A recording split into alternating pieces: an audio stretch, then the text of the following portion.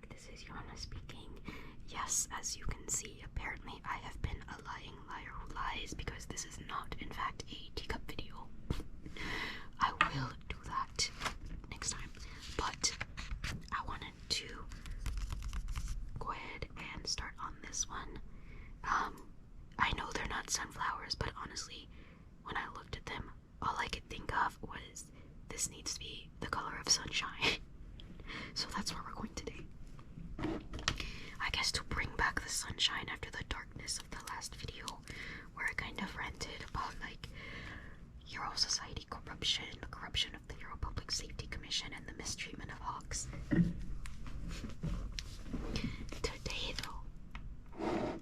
Today, I kind of just want to talk about underground heroes in MHA, which is like kind of hilarious because I'm using the brightest, like most colorful colors ever. But here we go. So why don't let's talk about well, I guess we could talk about Eraserhead, but I saw an idea in this one story I read. I honestly don't remember which one it was, but I could just look through my history where they had underground heroes, okay? And, that's kind of, already in canon, but they also came up with undercover heroes. Basically, the difference is that undercover heroes, they're still heroes, but they have a different exam. And some people don't even know they're heroes. Well, most people don't even know they're heroes because they're literally undercover. And they have like a set of fake records where it looks like they like dropped out of or failed out of hero school, but really they passed. And their job is to literally go undercover. So not just to kind of be like incognito and operating on the down low, working in the shadows or at night or like in districts where the limelight can't go. They're like the covert of the covert, which I thought was very interesting, especially because we know how covert underground heroes can be,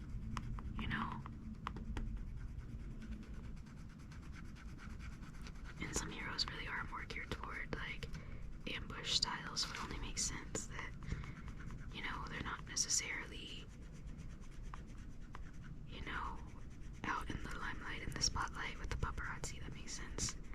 But honestly, the idea of the undercover heroes blew my mind. That fic was insane. Like, it's one thing to hear so many different fanfictions talk about underground heroes, but the added layer of the undercover heroes, who people don't even know are heroes, it's not that they're on the down low, it's they're literally are not like publicly accessible records of them. They're like underneath, like below just being like on the down low. People not even knowing they exist. Them having like these special licenses. I mean, there was so much world building put into it. Blew my mind. It was so good.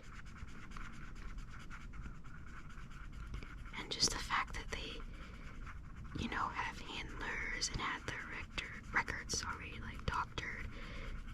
It was just a lot.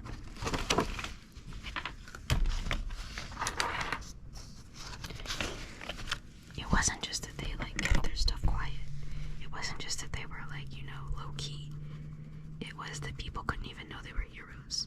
Whereas people know that Eraserhead is a hero, even if he's not like as obnoxiously present as All Might. They know he's a hero, even if he doesn't look like one at first glance. People are allowed to know he's a hero. They're allowed to know he exists.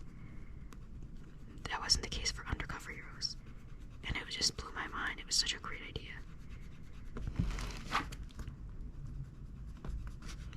But yeah, I was like, wow. But underground heroes themselves, I mean, that's still like a fantastic idea. Like, wow. Honestly, when I was thinking about it, I was like, there's not really any real difference between a lot of vigilantes and underground heroes, because I feel like they would operate in many of the same ways.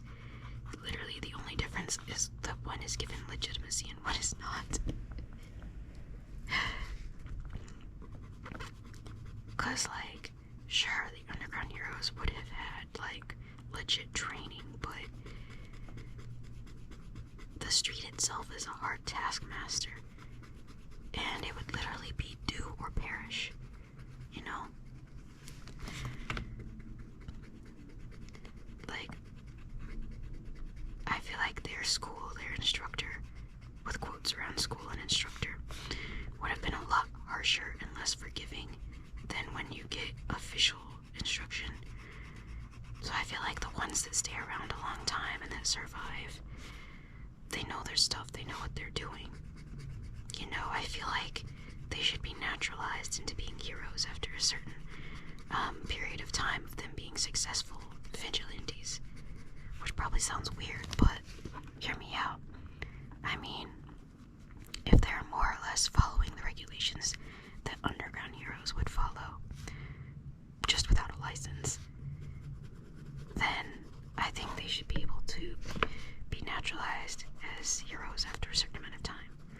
Because, you know, aside from not doing the paperwork, I feel like that there's not a lot that they are doing differently. I think it would be really cool, actually, if there was like a pathway that way. I'm not really sure how they would regulate it, because they wouldn't want everyone trying to become a hero that way, but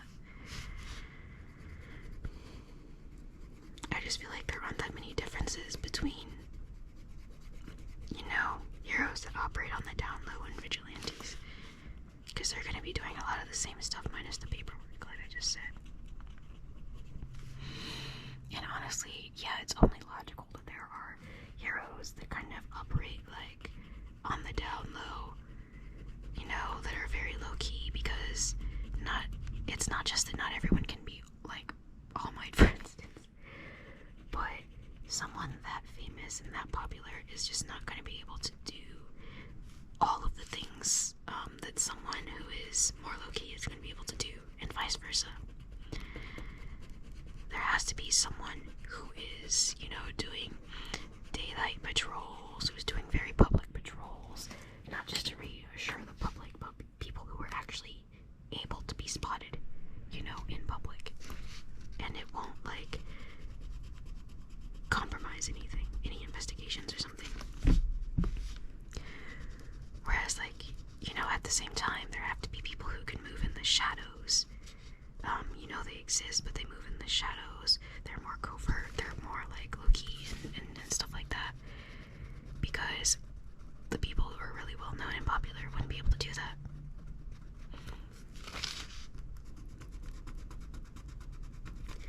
And even then, people know those people exist, which is why I really liked that one fanfiction's idea of quote-unquote undercover heroes. That was genius level. Like, I honestly wish more people did that. Like, I kind of wish that had become a standard in MHA fanfiction, to be honest. And fanfiction is not a dirty word, you know, like, there's nothing wrong with fanfiction. I genuinely like so many fanfictions, so, like, I just, you know, I feel like we need a fourth color. Hold on.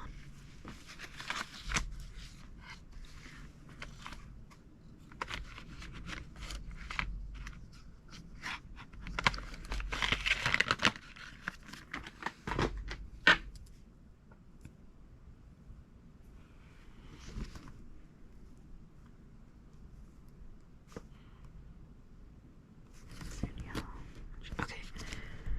Yeah, that works, I think. Yeah, this is gonna be really sunshiny and bright. But yeah, I think it's just something that works very well. The whole concept of undercover, I mean, that was just a very nice fanfiction idea. But yeah, fanfiction's not a dirty word. I don't know why people won't admit that they read it or write it or both. Like, there's nothing wrong with it, but anyway. I thought that was a really cool idea from that one fic. And I kind of wish more people would do something similar. because you already have, like, the idea of, like, you know, people who are kind of low-key, like Eraserhead, and people who very much are, like, obnoxiously present and can't be ignored, like President Mike. Like, it just makes sense that there would be, you know, other options, so that was really cool to see in that fanfiction. And I kind of wish more world building, like, had been done, you know. In general, like, there's a lot of expansive world building in the original material, don't get me wrong, but I feel like there are definitely places it could have gone that it didn't, which is why I love fanfiction, because it dares, it does, it dares, it desires, it craves, it goes to these bold places that the original material didn't, and I love that about it. There's nothing wrong with fanfiction, it's not dirty, you know, it's not somehow inferior. In fact, I found that fanfiction is often better than published works. Sometimes even in terms of editing. I remember buying a book at a bookstore, and it had so many errors in it, and I was like, it wasn't self-published. I'm sure that was your first thought. It wasn't. And I was like, did I really just pay for this? If I was gonna get a manuscript with this many errors, I would have just got a free one. Like, you know? Like, most fanfics are a labor of love. Or, you know, of something equally strong and passionate. You know, people doing it because they want to and not because they'll make any money off of it. Because, you know, they don't. It's a completely free service.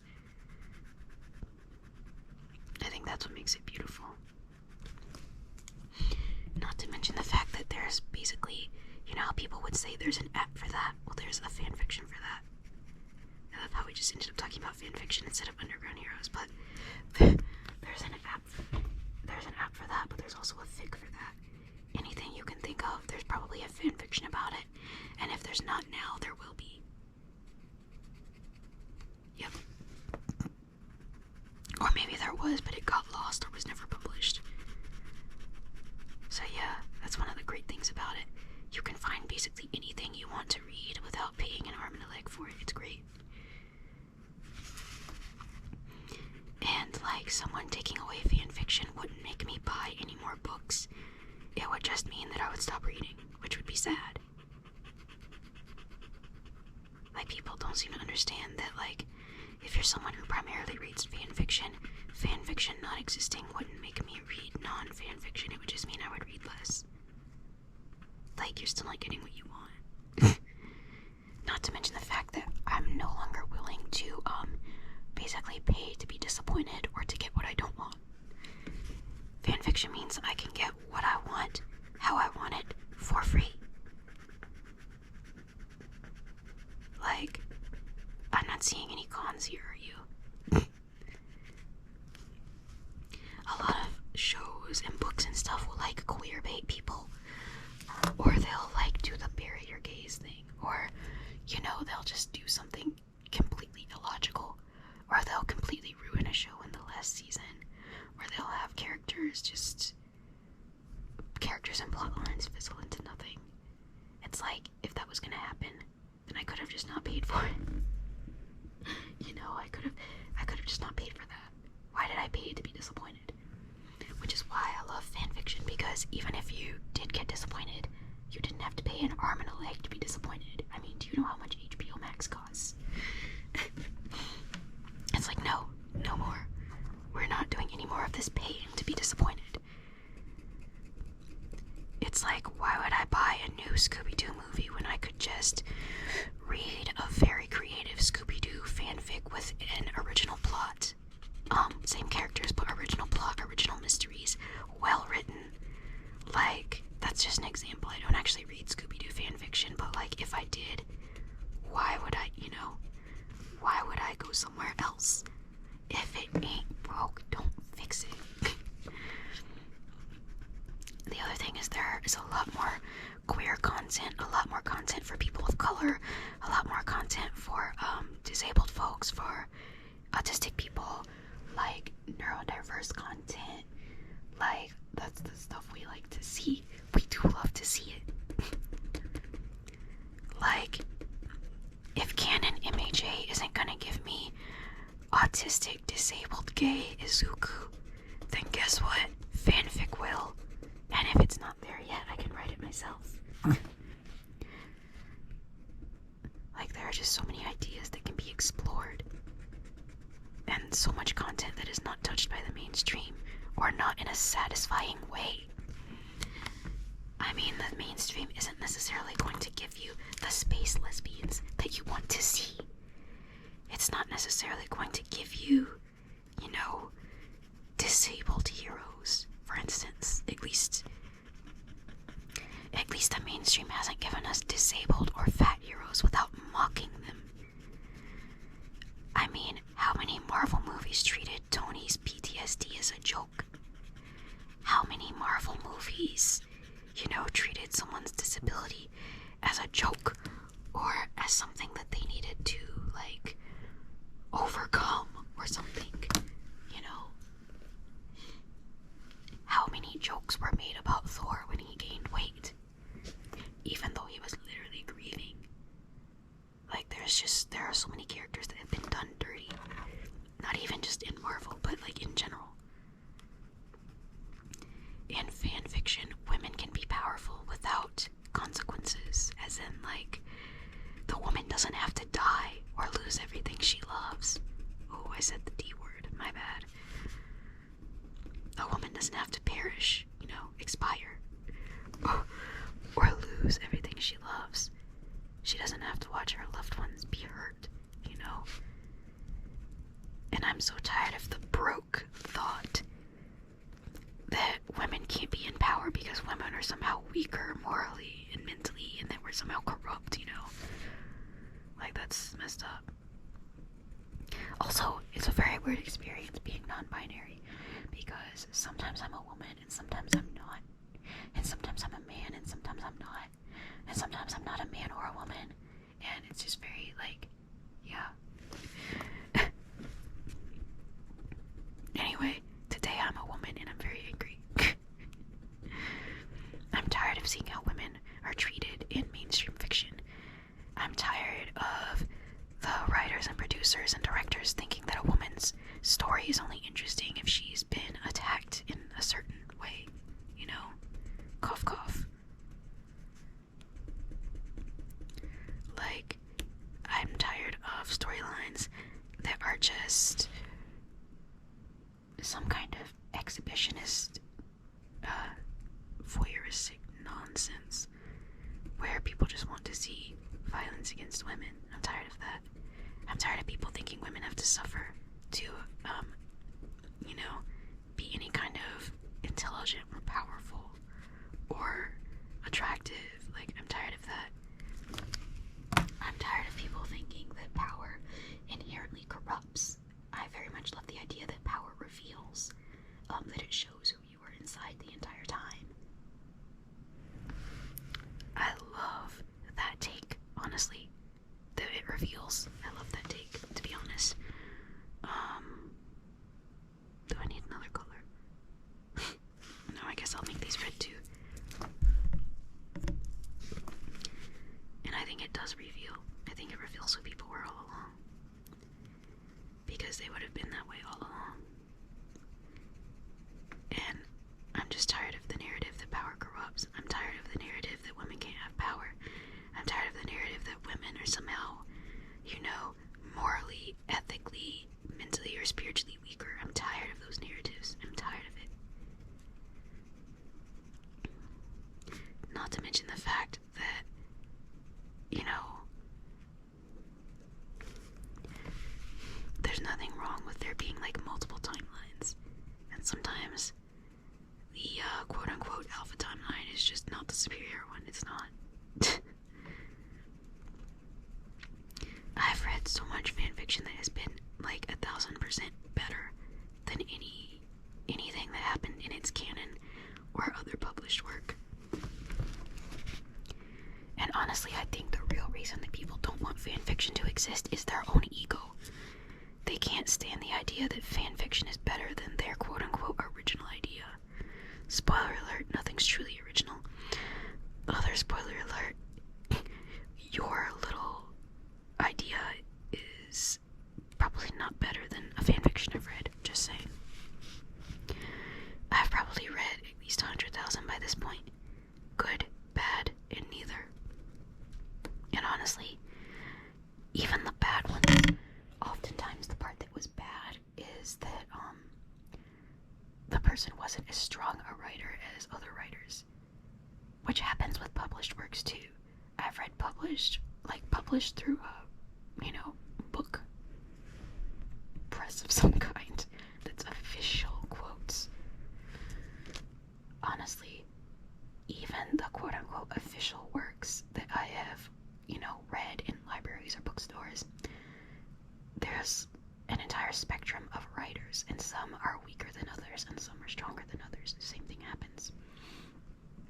And other times it's just very clear that the person, English isn't their first language, and they just need someone to help them clean it up. But the thought behind it is good, the plot and the characters are consistent, etc. Like, sometimes someone's not a strong writer, or sometimes someone is a good or at least decent writer, but they need someone to help them with their English, which is okay. Not everyone came out the womb speaking English. I mean, most people don't come out the womb speaking English, but you know what I mean. So yeah,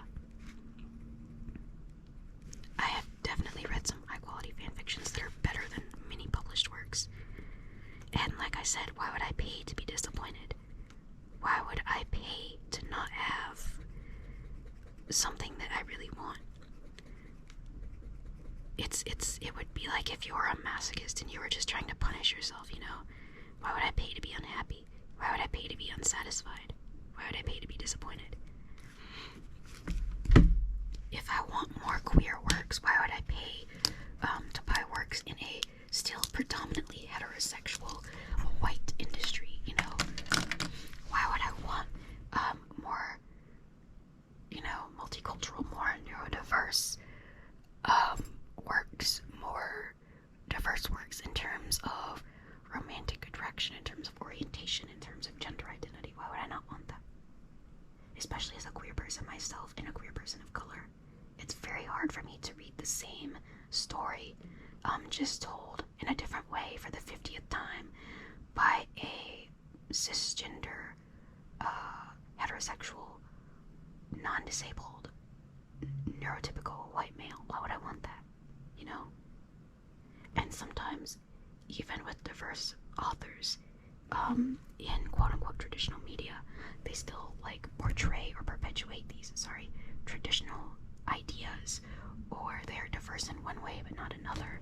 And I just really like intersectional fiction. I like feminist fiction. I like diverse fiction. I love reading stories where, for instance, Izuku is quirkless because it helps explore being a disabled person in a very ableist society. Because quirklessness is often treated as a disability, and a lot of the ways that quirkless people are treated is how disabled people are treated. Obviously, it's not a one-to-one comparison, but it especially highlights how people are only singled out in their ability because of the structure of that society and the lack of support they receive. So it's just very nice as a disabled person to read that. But it's also interesting because quirk discrimination, sure, it's not a one-to-one not correlation. It's not a one-to-one comparison to, say, I don't know, homophobia or racism. But as someone who is both brown and queer, it's very interesting to see the parallels. So, I want to see works that actually explore those things. I want to see works where the main characters are trans or gay, or trans and gay, or they're trans and gay and some other minority, or they're trans and gay and disabled, or different things. I don't want to read the same generic story about the chosen one who is an able-bodied white cisgender male, or sometimes an able-bodied white cisgender female, and they're usually het as well. I'm tired of the 50,000 het romances. Nothing wrong with het romance, gets too, but it just seems like it's the only thing getting the spotlight. Why can't I read about 2 black lesbians? Why can't I read about 3 polyamorous black gay men? Why can't I read about a quartet of people of various genders and various ethnicities? You know, like, why can't the main character be blind? You know, just different things like that. Like, I don't want to read the same story over and over. I want variety, and fanfiction is where I get that. And I don't even have to pay an arm and a leg for it. Anyway, I was gonna cut this off 3 minutes ago, but I started getting really passionate. I feel like I need to color one more thing because I just kind of went off. Let's color this flower pink. Or should I color that flower pink? Yeah, let's color this flower pink. Yeah, I'm tired, y'all. I'm tired of fanfiction being dunked on for no reason besides it being fanfiction. And I'm tired of people pushing quote-unquote officially published works when they're trash, when they're the same thing over and over. Why would I pay to be disappointed? Why would I pay to see everything I don't want? Why would I pay to be unsatisfied? Why would I pay to be discontent? Why would I pay to be unhappy? Why would I not go where I know I'll be happy and satisfied and content and amazed, where I know I'll find something profound and new and shiny, or even something old that has been polished and spun in a unique way? You know? Even doing the same hero's journey, but with a disabled black lesbian, will put a different spin on it, because she will experience that in a different way.